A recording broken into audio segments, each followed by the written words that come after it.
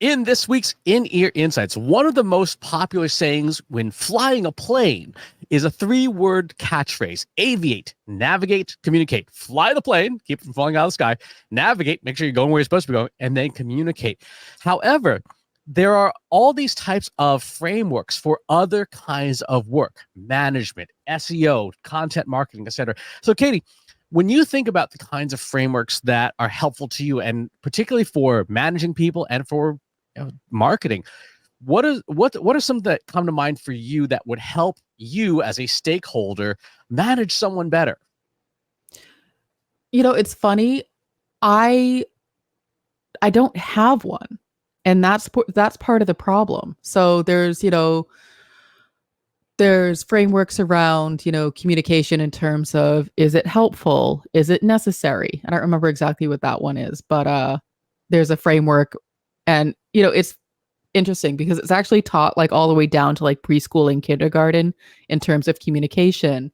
And it's the idea is, if you have something to say, is it relevant? Is it helpful? Is it necessary? Like, is it timely? And I forget what the acronym is, but that's a framework that has always stuck with me as an adult, that even down to, kids who are 5 years old need to learn, um, or need to understand how to participate helpfully in a conversation, other than just like yammering on for 20 minutes about this bug that they start with, and then they end by, whatever piece of gum they stuck in the back of their closet. And you're like, wait a second, how did the gum get in the closet? We were talking about the bug.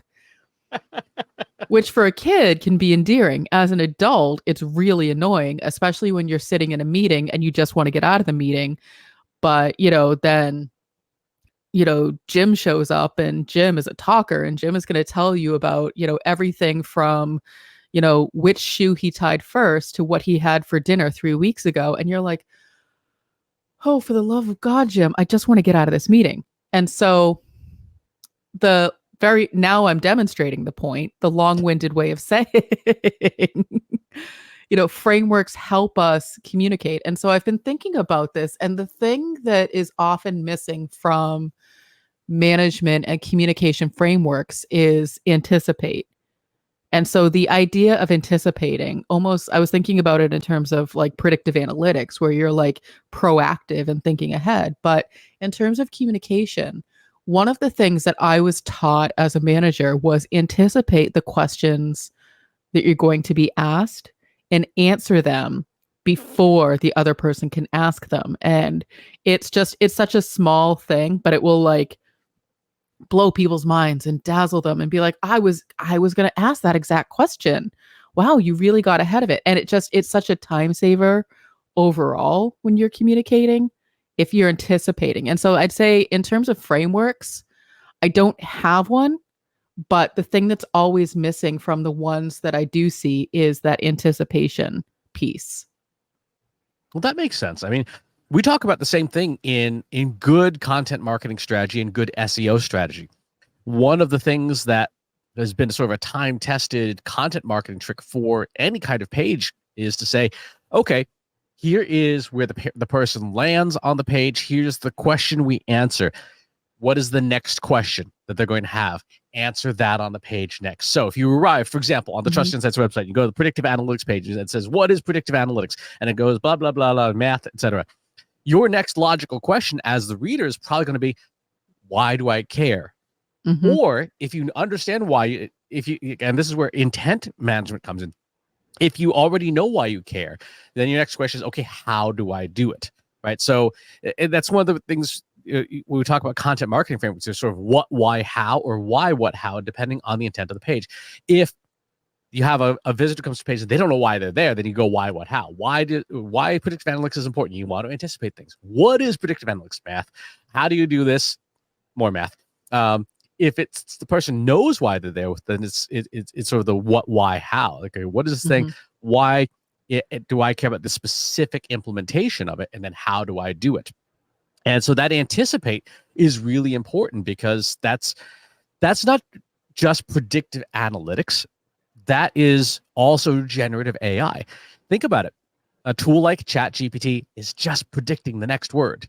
What is the next likely word in sentence? And you and I, as human beings, we are also predictive engines. We are constantly saying in our brains, what is the next thing for me to say? If the next word out of my mouth in predictive analytics is rutabaga, something has gone wrong, right? And so, as part of this idea of communications, prediction and anticipation really are at the heart of it. And it's interesting that for some reason as humans we can grasp that concept when it comes to machines and software, but in terms of a general conversation, we still struggle person to person, even though, I can say to you, Chris, what's on your plate next week? And you'll tell me, the 5 things that you're working on. Because I've asked you the question 100 times, for some reason, there's a disconnect in the anticipation of, but then I'm also going to ask timelines and a communication and like I'm going to ask all those things, and yet those pieces don't get communicated until the question is asked. And so as a human, I sit on the side of the conversation where I'm always trying to anticipate, and so I try to answer those questions, and I get frustrated when I don't get the same type of call and response, that anticipation, when I'm talking with someone else. Like, I'm just picking on you, for example, but you are by no means the only person in the world who doesn't anticipate or answer the next question. I happen to be really tuned in because it's how I was trained to do it. But it's interesting that you can talk about the software and understand that that's the call and response, that that's how you should operate. And so, as I'm thinking about maybe developing a new framework, maybe I should be thinking about it in terms of, if people can wrap their head around talking to a piece of software, how do I reposition that so that it's person to person instead, so that we don't lose those skills? So there's 2 things that, well, there's more than 2 things, but the 2 big things for screw up prediction, right? One is having insufficient data. I don't have enough data to predict what the next likely thing is going to be, and so therefore I don't do it. So that's one avenue. Now, in like a new relationship, like when you just onboard a new customer, you don't know how someone's going to respond, and so you're like, okay, I'm just going to wait and see, right? That's one branch. The second branch, which applies to our working relationship, because we've been working together for like 8 years now, is emotional, which is saying like, I don't really want to do that extra work, right? There's that procrastination impact, or even worse, well, not worse, but even more impactful is emotional valence. Like, I know what Katie's going to ask me next. I don't want to answer that question, so I'm not going to anticipate, and therefore maybe I don't have to go down that route, right? We all had that growing up. We had that. Your parent asks you a question, you're like, I'm already in trouble, and I know if I say anything more, I'm going to get in more trouble. So how do I avert that situation? So with machines, it's largely just, hey, there's not enough data to make good predictions. There's no emotion, even if it can simulate emotion. But with humans, there is that whole emotional side as well. And so that's when you're talking about predictive analytics and predicting and anticipation, those are some of the things can really foul things up. I find it interesting though, because I feel like, so if we go back to the insufficient data, for example, so there's insufficient data, so you can't answer the question. And then you talked about it in terms of a new relationship, a new client. I would argue that there are always basic things that you can anticipate. So you should be answering those questions, whether you're a machine or a new client. Like, you can always answer baseline, timeline, resources, like communication style, those kinds of things. Even if your new client doesn't know to ask, well, what is the timeline for this? You should be able to answer that question. What is the communication style? You should be able to answer that question. So I would say there's still some level of anticipation that you can do with like a core set of questions that will likely always be asked. Who is my primary point of contact? How often will I be getting updates on this project? And then with a machine, I would imagine that the same is true. It has to be true in order for the system to be built in the first place. Like there has to be a core set of known data to start to like feed up into the unknown questions. And so the known data is, who are you? What are you trying to do? Like, what is the data set that I'm even looking at? So like, I think about when I hear phrases like, well, I didn't know what to ask, or I didn't know how to answer, or I didn't know what they want. I sort of call BS on that a little bit because there's always a core set of things that people want to know, even if they're not asking the question. I will civilly disagree with you on that front That's fine. in two ways. One, Of um, course, it's two ways. there's more than two ways, but one, for practitioners who are newer in their roles, particularly young in their careers, they don't know, they've not had those experiences yet. And two, it's not that people don't know it. Again, it goes back down to that emotional side. It's not that they don't know it, it's that they don't want to go down that road if they don't have to. So do you think so I feel like now you're talking about avoidance. And so you're talking about avoidance of potential conflict, avoidance of continuing the conversation. And I guess, so again, I sort of put myself into a different category. Like, I don't avoid conflict. I tend to face it head on, deal with it, and move on. So maybe that makes me more of the exception than the rule in this situation. It's interesting because, and this is a whole separate tangent that we can go on in another show, but there absolutely are people who are, conflict avoidant and then conflict anticipatory or conflict eager. They just want to yell and shout and be right all the time. There's not you, but there's I was a whole wait a second. the example I'm thinking of is people arguing with each other on social media, right? About politics or news or whatever. There is no shortage of people who are conflict eager, who are like, let's go, right? I want to fight just for the sake of fighting. But in the context of management and of AI and anticipation, one of the things that makes a tool like ChatGPT, for example, so effective is, to your point, Katie, it has been trained on so much information that there aren't many situations that are common that we would be dealing with where it does not have lots of examples already. They may not be good examples, but they are definitely examples of some kind. And so people are able to use this tool to anticipate for them, to ask questions like, hey, I'm about to go into this meeting. Tell me what things I should expect, right? Or I'm about to go into my annual review. I know things have not been great this year. What should I expect and how should I prepare? And so there for people who are managing or being managed, these tools would be useful tools to answer some of those anticipation questions like, hey, my boss seems unhappy with me. What should I do about it? And have a conversation with the tool just to give you those options of things that, if you are conflict averse, you may not even know to ask or to anticipate what could happen. Right. So again, I think there's value there. Predictive analytics tools, classical machine learning ones, take numbers and forecast more numbers. Language models can take anticipatory questions and help us anticipate better. And so I would say going on that, pulling on that thread of conflict anticipation, good managers, strong managers do that. They don't go looking for a fight. Let me sort of like clarify.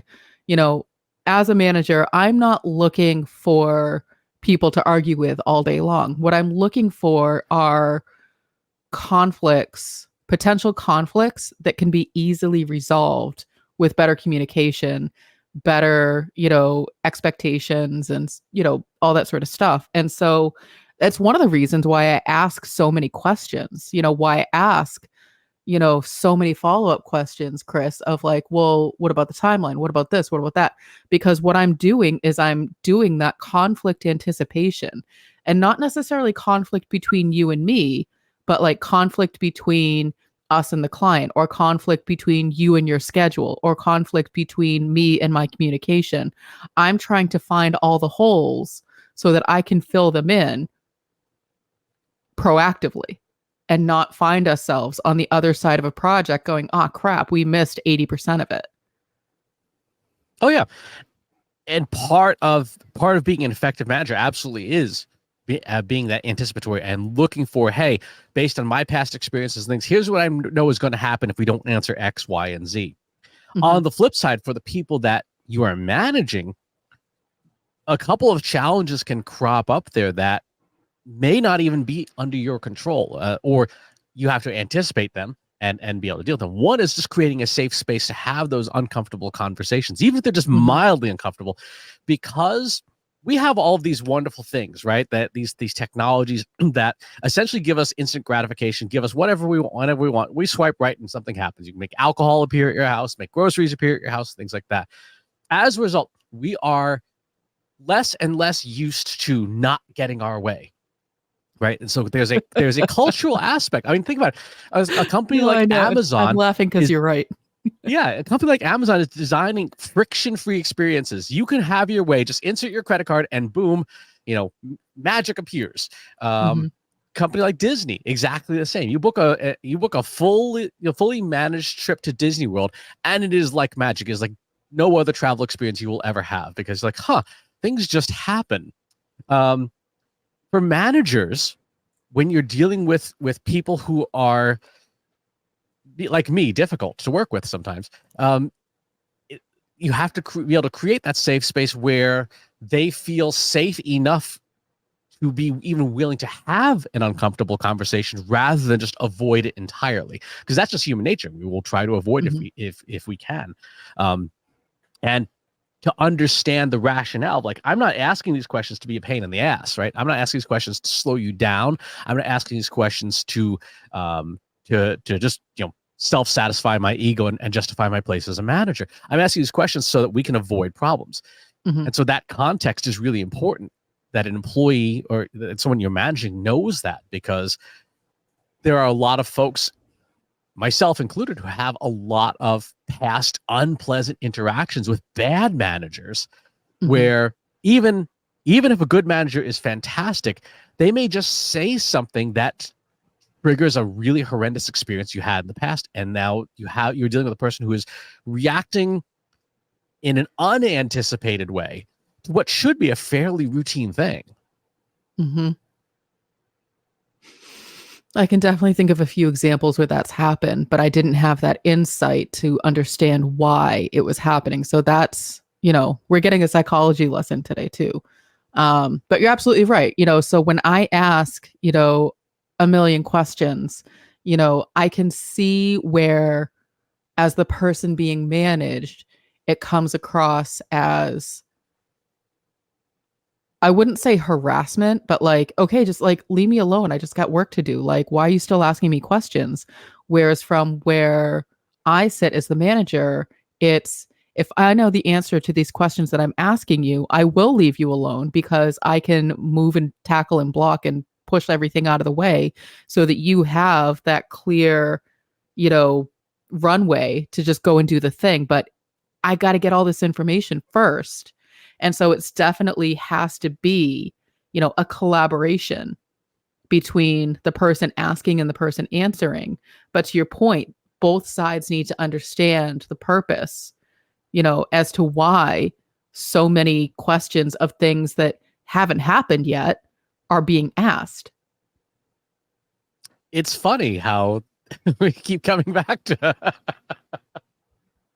It's weird how that happens. And so to your original question about frameworks, the framework that I probably find the most helpful is the 5 Ps.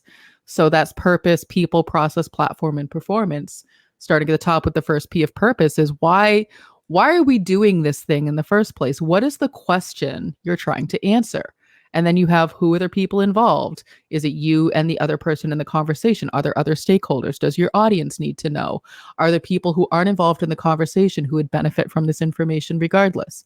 What is the process in this instance? Is it, we're doing this face to face, we're doing it electronically? That's definitely going to change the style and the manner in which you're having the conversation. The platform, how are you doing it?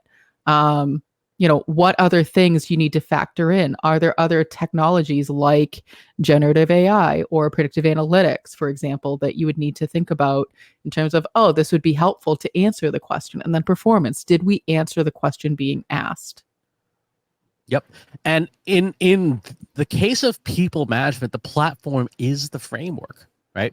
If you go online, there are no shortage of frameworks for management. Like there's the Mm-hmm. DISC process. There's oh god, so what's the 515 thing? There's Agile and Scrum. There's so many different platforms for managing your communications with your direct reports, with your vendors, with your partners, etc.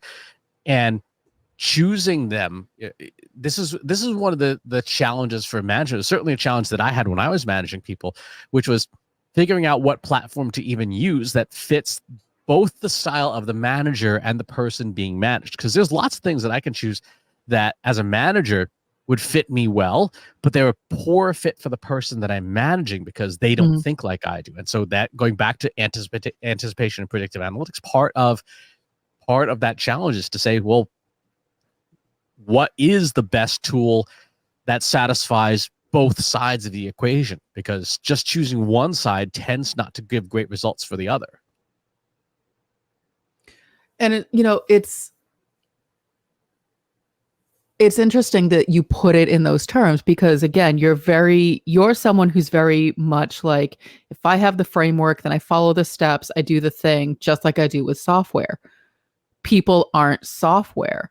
So having a framework is a good guideline, but rutabaga, banana, potato.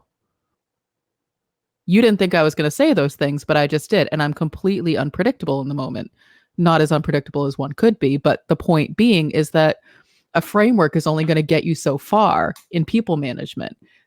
You have to be comfortable with the unknown data, with the lack of predictability, which is why doing so much work up front with that anticipation helps you with that scenario planning of, okay, if Chris is going to be out for the next 5 days, what does that look like in terms of client communication? What does that look like in terms of his work getting done? What if for some reason he has no internet connection? What does that coverage plan look like?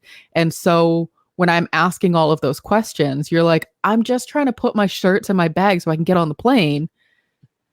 And I'm looking at it like, okay, but if I can prepare for every single situation, if I can anticipate the unknown, then I can be better prepared to protect the company, protect the reputation, protect the work.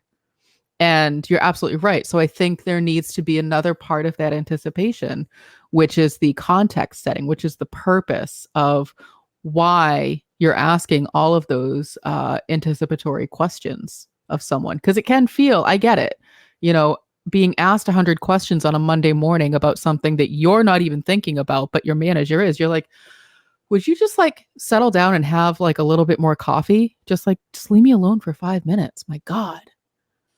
And I think maybe that's the first part of that framework. If you think about purpose, and then you anticipate based on the purpose, and then you communicate, and then you evaluate, then you are effectively setting up the conditions you need to be successful for a situation where anticipation is a valuable tool. Mm-hmm. And there are cases, there are planning situations outside of work where the anticipation is, and that kind of planning is not a useful tool if it doesn't fit with your style. For example, if you're the kind of person who, when you travel, you just want to go where things take you, Mm-hmm. that anticipatory style is going to sort of take away all your fun. On the other hand, if you're Sure. like my father and you want to plan everything down to the minute, that anticipatory stuff is exactly what you need to be able to relax and enjoy your vacation, even though it's highly regimented. Believe So, it or not, I'm not like this outside of work. I know that's a hard thing for people to believe, but I am not this regimented outside of my job. which makes logical sense because you anticipate and you plan when you want to avoid negative outcomes, right? When you want to reduce negative outcomes. If Mm-hmm.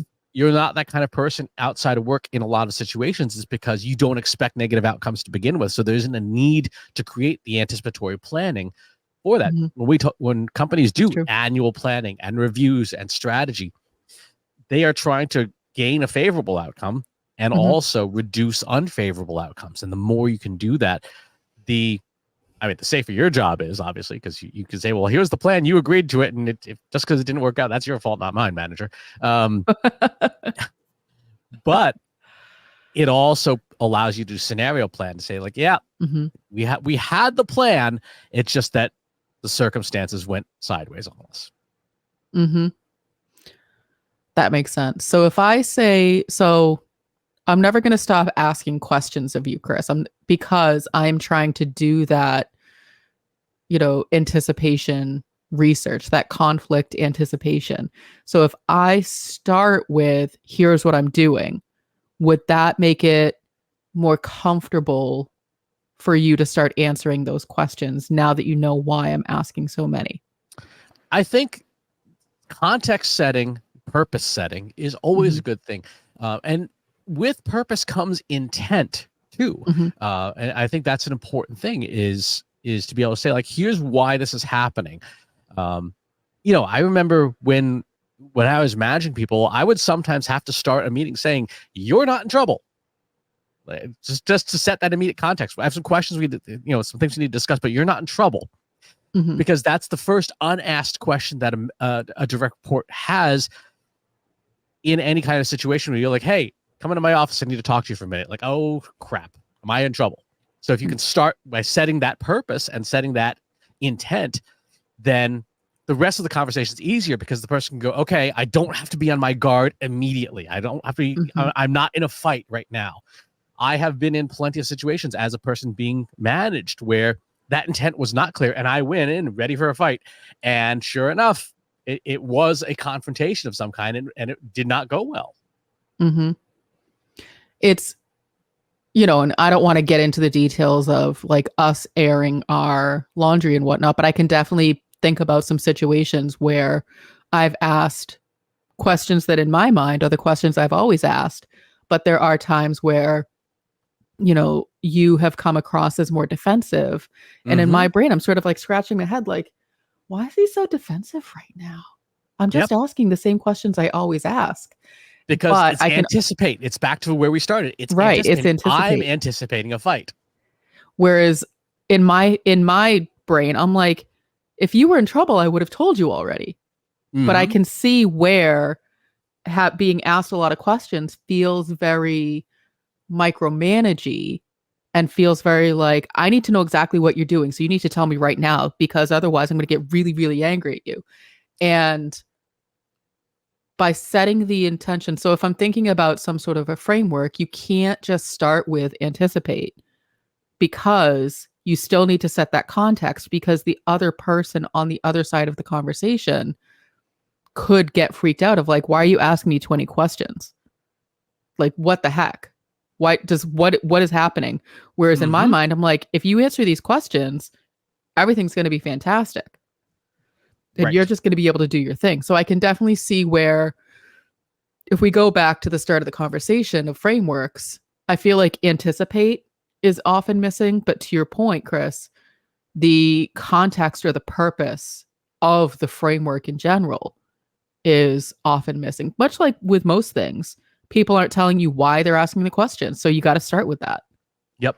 Or, and this is something that we say all the time, particularly with language models and with people too.